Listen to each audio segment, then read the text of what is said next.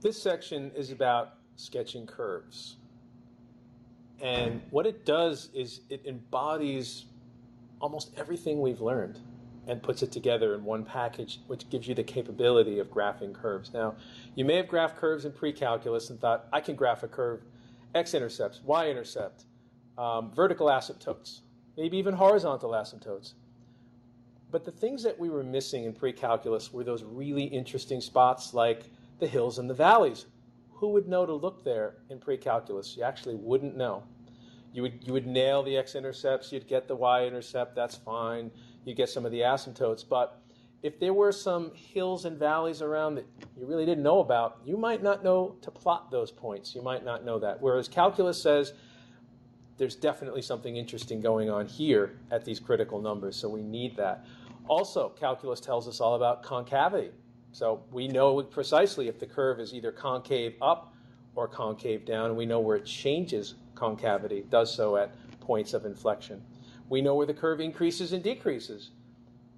First derivative is what tells us that, and where it has an opportunity to change increasing to decreasing, and that occurs at critical numbers. So in order to graph, I want to embody all this. I want to bring it all together, and I don't want to forget the things that we learned from pre-calculus. So what we're going to start with are things like the intercepts. So to sketch a curve accurately, the first thing you want to do are explore the intercepts. X-intercepts, how do you get them? Possibly more than one. You do so by setting y to 0. Y-intercept. Generally, there's one of these because it's a function, and we get that by setting x equal to 0. The other things we might want to look at are domain and range. Basically, where does the function operate? What's its domain? What's its range? And then we don't need to sketch outside of the domain and range. There's no need for that. Continuity is important. Where does this curve have breaks? Does it have vertical asymptotes? So we're looking for things like this or breaks like that that potentially need to be plotted. So continuity is certainly an issue. So while we're at it, of course, let's talk about the asymptotes, the vertical asymptotes. And that typically is where you're dividing by 0. But be careful, because the numerator should not be 0 at the same time.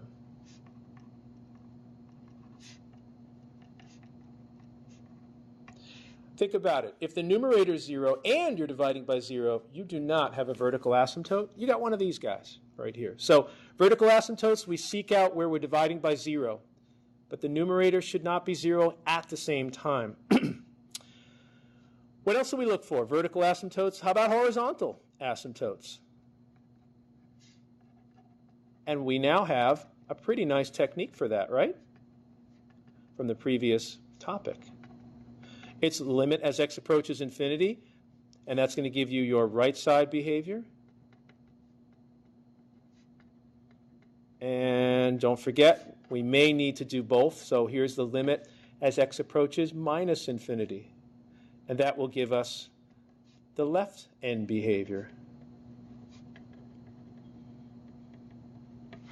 What else do we have? We have, most importantly, from calculus, we've got these critical numbers. And yes, we definitely want to be plotting points at the critical numbers.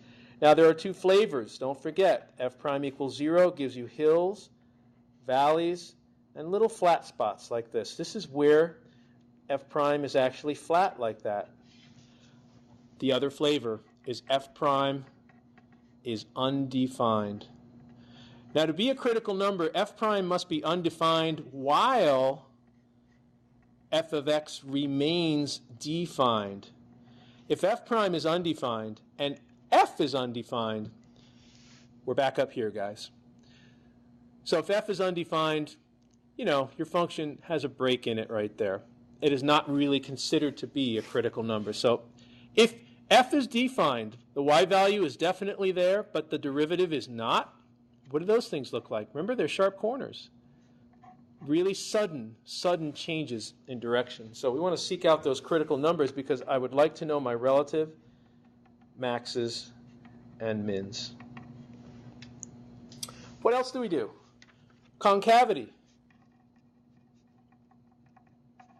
We look at concavity. And where do we switch concavity? Points of inflection. And this is where f double prime is either 0 or f double prime is undefined. But just like before, f double prime undefined while f of x remains defined. How could it be a point of inflection if you don't even have a point? So make sure that when you do this that you investigate to make sure your function is still operating. Okay, so let's do an example. I think the best way to really plot these is by example, and I've got a couple of very good examples to look at. And what I'm going to do is run through some of the basic pre-calculus methods of graphing, which is intercepts and maybe vertical asymptote, things like that. And then we'll get into the calculus. Now, to do the calculus, we're going to need to do f prime. We're going to need to evaluate f double prime. That's going to be important. So it's important that you remember all the rules. And in particular for this one, the quotient rule is probably important to know. So here's my function.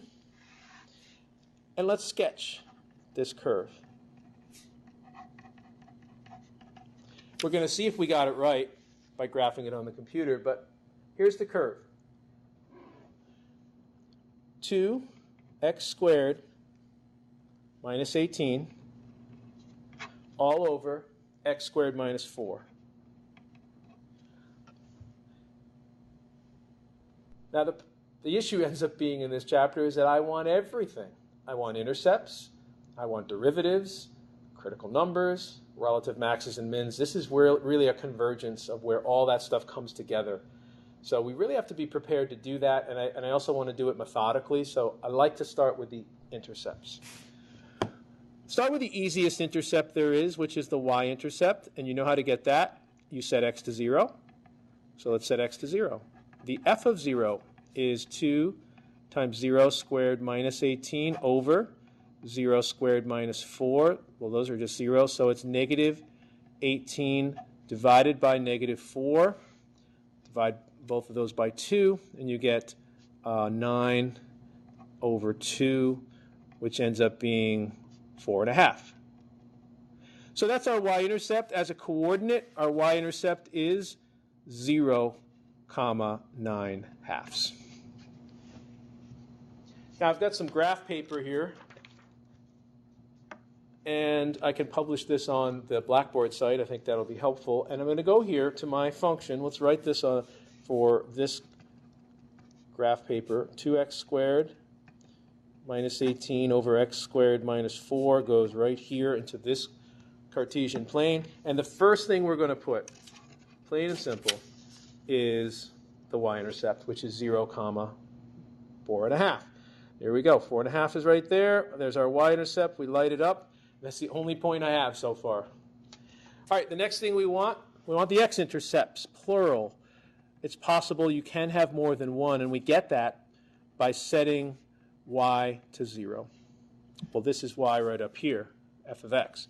So if we set y to 0, we have 0 equals 2x squared minus 18 over x squared minus 4. Now, look at it carefully. What you notice is that it's a fraction equals 0. And for a fraction to be equal to 0, all you really need is the numerator to be equal to 0, and that'll do it. But you want to make sure the denominator is not 0 at the same time.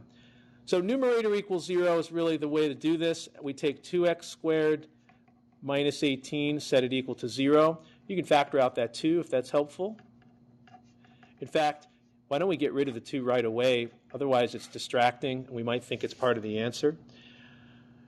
Why don't we continue factoring? X plus 3x minus 3 equals 0, and I believe we have just discovered our x-intercepts, negative 3 and positive 3. As coordinates, negative 3, 0, positive 3, 0. So we haven't really done calculus yet. but we have discovered the intercepts. So let's put this graph up and label our x-intercepts, one here and one here. Now, if I didn't know any better, I would graph it like this. Connect the dots, make an upside-down parabola. But there's a lot more work to be done here, so we're not ready to graph yet. Okay.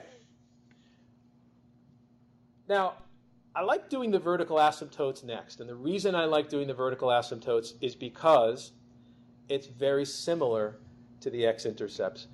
By the way, I forgot to do something. When you do this numerator equals 0 to get your x-intercepts, double check something. Make sure those numbers do not also cause the denominator to be 0 at the same time, because if it does, you don't have an x-intercept.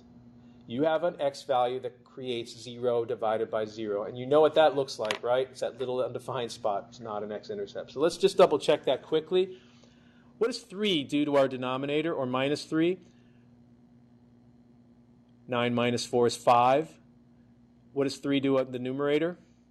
9 times 2, 18 minus 18 is 0 over 5. 0 over 5 is 0, and I'm confident with that, so we're going to stick with it. But let's do our vertical asymptotes next.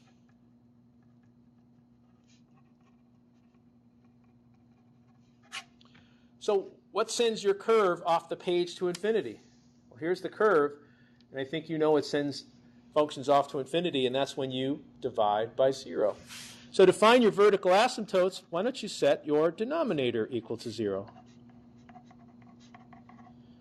So factor if you'd like. That's one way to do it. The other way would be to send the 4 to the other side. And I've discovered two x values that are vertical asymptotes. So at x equals -2 and +2, we should have our vertical asymptotes. Now, that's why I like doing this when I do my x-intercepts, because it's sort of the same. Now, for x-intercepts, set numerator to 0, solve, and then back it up by making sure the denominator doesn't also somehow go to 0 at the same time, because then it would not be an x-intercept. Now, for the vertical asymptotes, set the denominator equal to 0, solve it, and then put them back in to make sure the numerator is not 0 at the same time, because if it is, then you do not have a vertical asymptote. So if you put 2 or minus 2 into the numerator, what happens up there? 4 times 2 is 8 minus 18 is minus 10 divided by 0. So that's fine. That should be a vertical asymptote. So my vertical asymptotes, therefore, are located at -2 and +2. So let's put this graph back up here. Let's go to +2 here and draw a nice vertical asymptote. So I'm going to bold it up here so you can see it. So there's our vertical asymptote here, nice and bold so you can see it. And then over here at -2, we have another vertical asymptote. I'll bold that right up so you can see it. Okay, so far, what do we have? One lonely point right in there. We have a vertical asymptote that's going to act as a guide to infinity. So is it going to go up to positive infinity or down to negative? Not sure yet. Over here we have these 2 points. So we really do have a lot of work to do here to find out what is this curve going to do beyond those vertical asymptotes. Okay. While we're on the subject of asymptotes, why don't we get the horizontal asymptotes?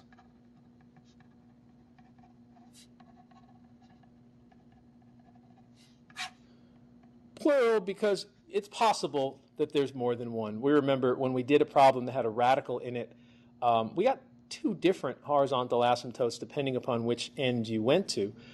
Now to get your horizontal asymptotes, we do the limit as x approaches infinity. And we'll do that on this function, 2x squared minus 18 all over x squared minus 4. And remember the technique. The technique is multiply top and bottom by 1 over the highest power of x in the denominator, not just the highest power of x in the whole problem. This becomes the limit as x approaches infinity of 2x squared over x squared is 2, and then I get 18 over x squared. Over here, I get x squared over x squared is 1, and then minus 4 over x squared. Well, now it's time. Plug the infinity in there. What do you get? 2 minus 18 over infinity squared. That's 0. 1 minus 4 over infinity squared. That's 0. There it is. So we have a horizontal asymptote in this problem, and it's at y equals 2. And because we don't have a radical, I don't really think you have to do it in the other direction, because it's just going to say y equals 2 again. The only time you really have to do that twice is when there's a radical involved. So we come down here to y equals 2, and we draw a nice horizontal asymptote, just like that. Now I need you to remember something about your horizontal asymptotes. I called them permeable. When I say permeable, I mean that your curve can actually get through them. Vertical asymptotes are solid brick walls. You may never, ever cross a vertical asymptote. But a horizontal asymptote is just a magnet getting stronger and stronger. So it actually could go past the magnet, and the magnet will bring it back. These are solid brick walls, cannot get through them. So in reality, this curve could actually go down and through the horizontal asymptote. In fact, here's another thing to think about with this horizontal asymptote. The magnet towards the middle is basically off. The magnet isn't even on. So the horizontal asymptote really doesn't even kick in until x gets a little larger. So right there in the center, even though I drew it, it doesn't even exist. You can go right through it like it's not even there. It's harder and harder and harder to get through the further away you get, because the magnet gets stronger and it's just pulling it towards it. So how are we doing? We've got our asymptotes. We've got our intercepts. I think it's time to do calculus. Now what I'd like to see is, I'd like to see some critical numbers. Because I know critical numbers are very interesting locations. They're sites of hills, valleys, flat spots, and these spiky features as well. So unfortunately, it's a little bit of work, but what we need is f prime. Now I want you to be very careful with your quotient rule here. This is my f, this is my g, and you know the first thing I like to do is just write them out. And the second thing is f prime and g prime, which generally is not too difficult. So let's just double check everything. Now f prime, meaning the function f prime, I use little f and g just for the product rule, is supposed to be f prime g minus fg prime all over g squared. And let's see now, it's going to be mostly algebra. We've done the calculus more or less. F prime g minus f g prime all over g squared. First thing you should definitely not do is cancel that with that. That's impossible because of that minus sign right there. Pluses and minuses out in the open say do not cancel anything. What you should do is spell out what you got. So we're going to multiply all this stuff through here and see what this is. This is 4x cubed up there, minus 16x. This is minus 4x cubed. Well, that's interesting. And it's minus a minus is positive 36x. All over x squared minus 4 squared. Just got to do the algebra to find out what you have. And actually, this is quite nice. Look at that cancellation there. So here's f prime, guys. It's 20x over x squared minus 4 squared.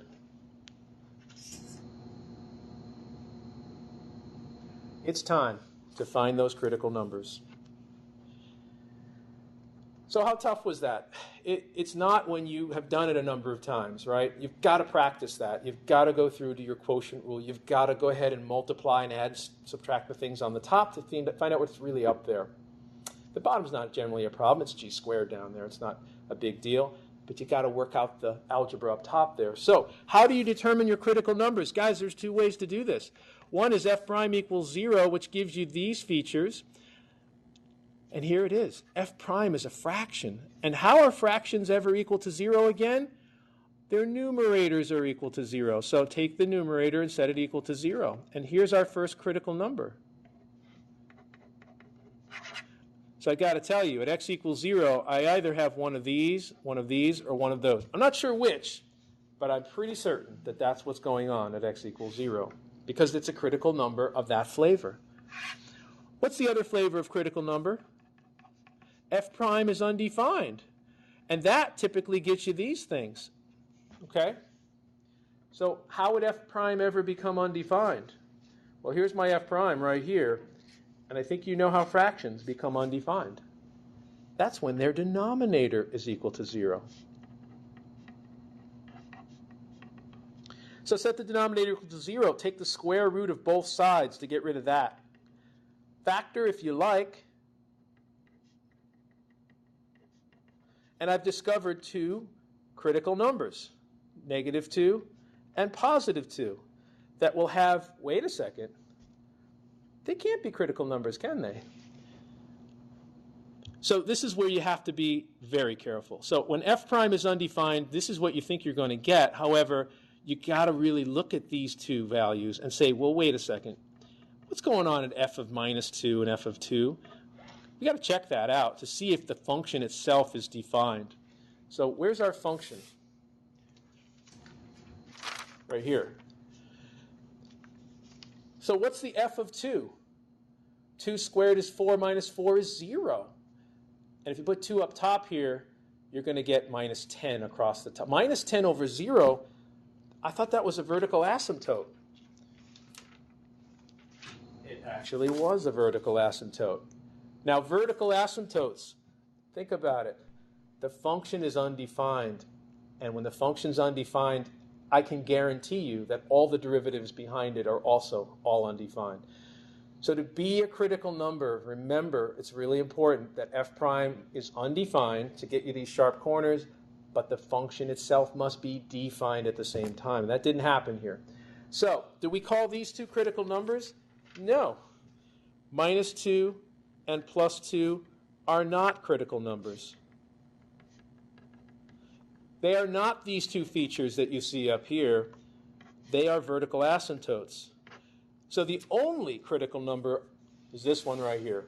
That's the only critical number on the table. Okay. Well, it turns out we've already plotted x equals 0, right? So we don't have to replot that. It turned out it's also a y-intercept. But what is it? Is it the bottom of a valley or the top of a hill? Not really sure about that yet. We'll find out in a minute.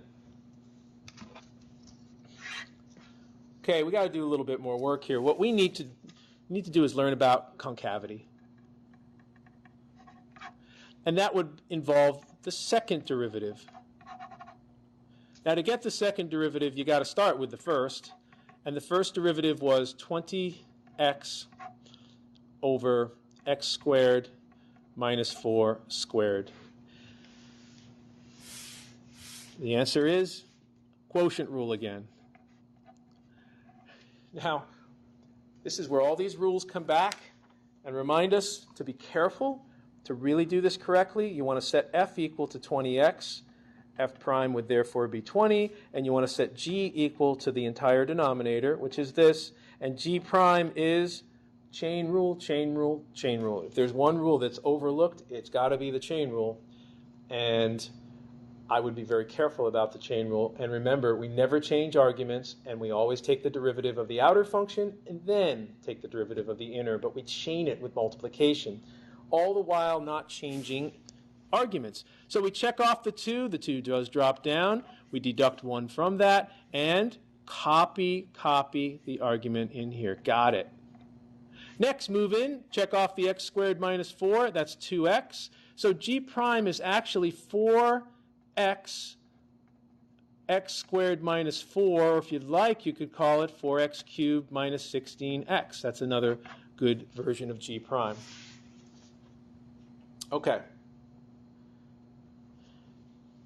So I'm trying to get this second derivative for several reasons. One reason is x equals 0 is a critical number. We know this.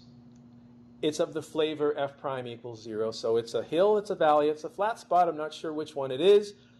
the second derivative test will tell me immediately what it is. So that's one reason why I'm getting the second derivative. And the second reason is I'd like to know about regions of concavity of this curve. Where is it concave up and down? So that will help me figure that out too. So what do we got to do here? Oh, we're working out our quotient rule. F prime g minus fg prime all over g squared. So let's mix and match here. F prime g minus f g prime. And you know what? I'm going to leave g prime just like that. I'll show you why in a second. I think that's a better version of g prime. All over g squared. Well, g is already squared, so square is square and you get a fourth power. Now I'll tell you why I did that up top.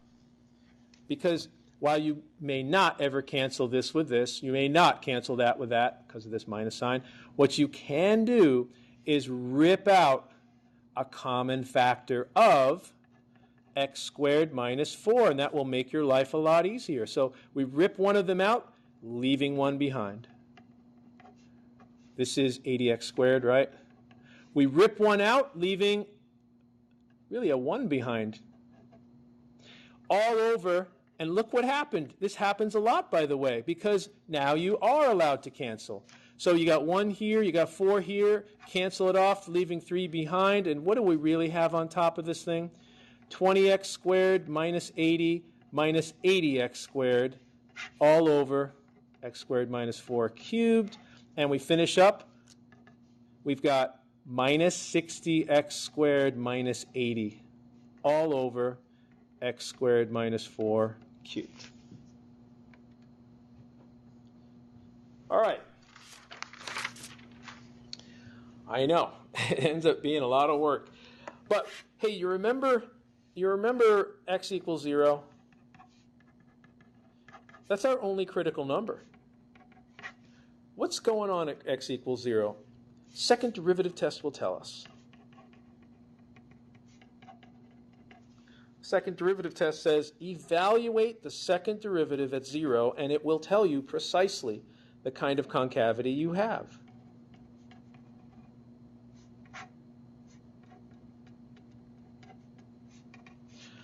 So that's worth nothing. So we have minus 80 on top.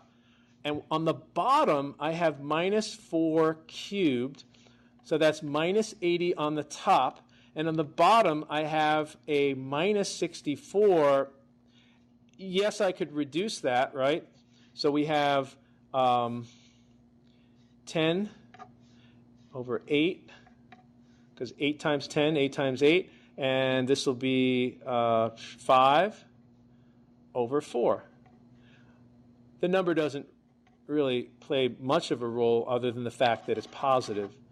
Now, how do we do the second derivative test? This says that at 0, you are in a region of positive concavity, meaning that x equals 0 is the site of a relative minimum. Got it. So we now know that. So while I don't have any extra points to show you yet, I do now know that this is the bottom of a valley, and this curve will kind of do this right here, okay? It'll curl up. So that's the knowledge that we picked up from the second derivative. Okay. So to really make this thing work, to really finish this, after we've done all that work, just to kind of evaluate what we have, what the concavity is in that region, I think the only way to really finish this picture is to do some extra points on here. And that's an important step. Wouldn't it be nice to know what's going on at x equals 1? Wouldn't it be nice to know what's going on at x equals minus 1, for example, as well? See, we'd like to know what's going on here and here. How high does it go? You know, up to 6, 7, or 8, you know? How about over here, we've got 3, but what's going on at 4? And what's going on at minus 4? Would be nice to know. And finally, it would also be really interesting to find out what's going on here at 2.5, right between the asymptote and the x-intercept. So I'm going to put in 2.5 and minus 2.5. Now, I don't seem to have my graphing calculator handy, but the graphing calculator can evaluate those very rapidly. So what I'm going to do is switch to my computer to let the computer do it for us to save a little bit of time. So Wolfram Alpha can do this for me, and all I'm going to do is say evaluate 2x squared minus 18 divided by x squared minus 4 at these various x locations. And the only reason I'm doing this is to save time. You can certainly evaluate a y value by just plugging it in. That's not a problem. But this is just a time saver. We're just letting the computer do a little bit of work for us here. So what did we get? So my y values at those various x locations are, it's not telling me. Computing, and it's not really delivering the goods here.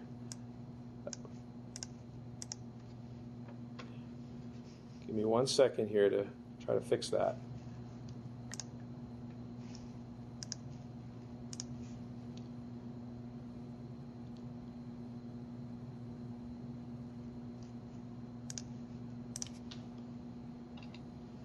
All right, maybe it wouldn't work in there. Hopefully it works here. Normally I have my graphing calculator handy and we can just do that. So extra points are definitely important, and here they are.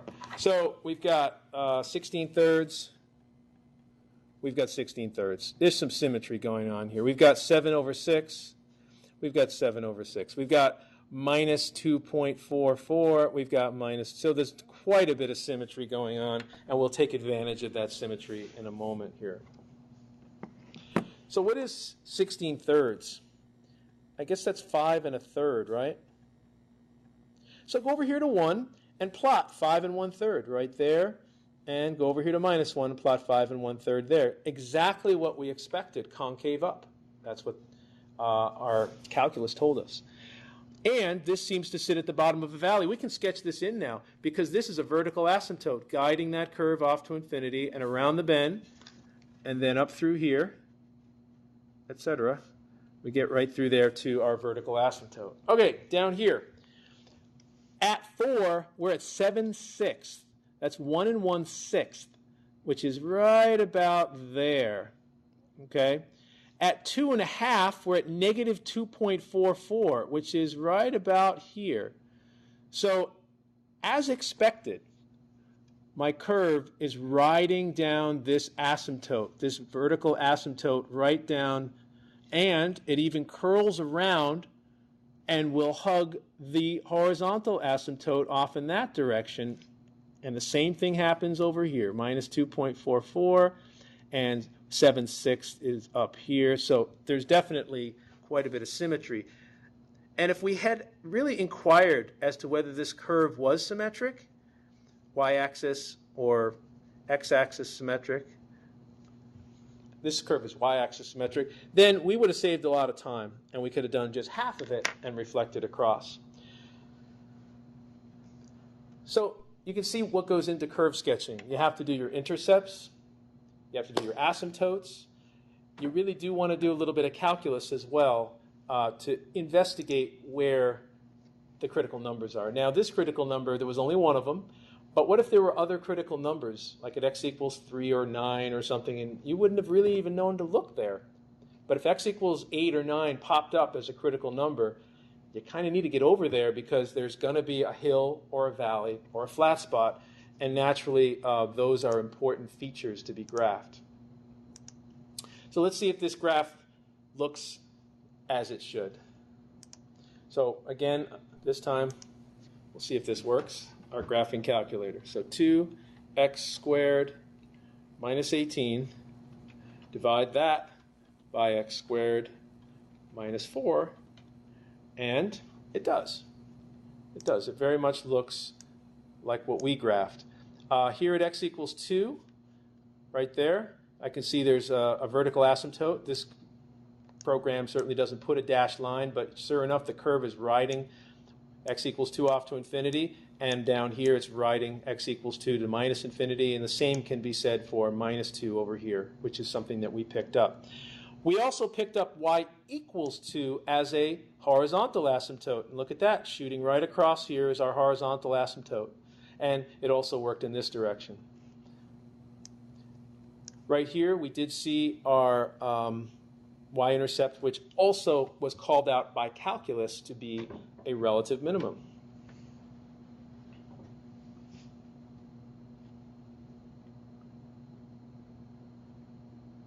So I want to take a look at one more problem. I don't want to really graph the whole thing out necessarily, but I want to at least take a look at some of the calculus things that you might need to do on a problem like this one. This one is this is a radical function, and this is example 3 in the book. And I'd love to take a peek at that. And really, I'd like to take a look at the derivatives. So f of x equals x over the square root of x squared plus 2. How about we look for our critical numbers? How about we look for our points of inflection, where we expect to get a possible shift in concavity? Well, we need f prime. So you know what we got to do here, guys? We've got to do this. F equals x, g equals all of this, unfortunately, to the 1/2 power. F prime is relatively simple. That's 1.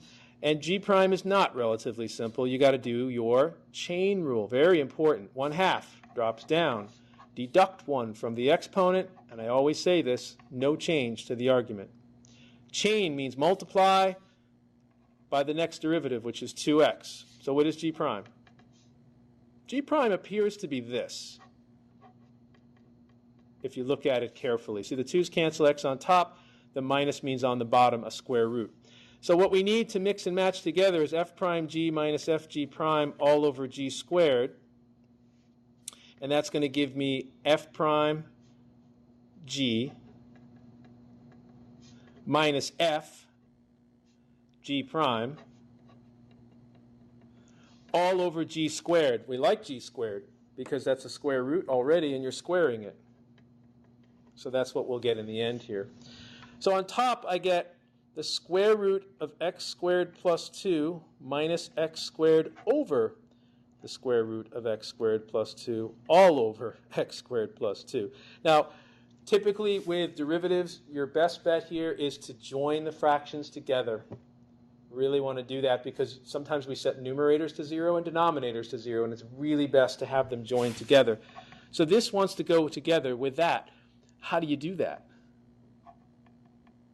And watch what happens as a side effect. We got to multiply the top and bottom by that radical, so that, not to rationalize anything, but just so these denominators are matching for us, so they'll go together. So what's really up here? Interesting, isn't it? What's up there is x squared plus 2. Oh, but minus x squared. Very interesting. Now on the bottom is a radical x squared plus 2, and then on the very bottom is an x squared plus 2. But one thing about denominators, when you divide by successive denominators, they all sort of pile up together. So the derivative is actually quite straightforward when we get to the bottom here.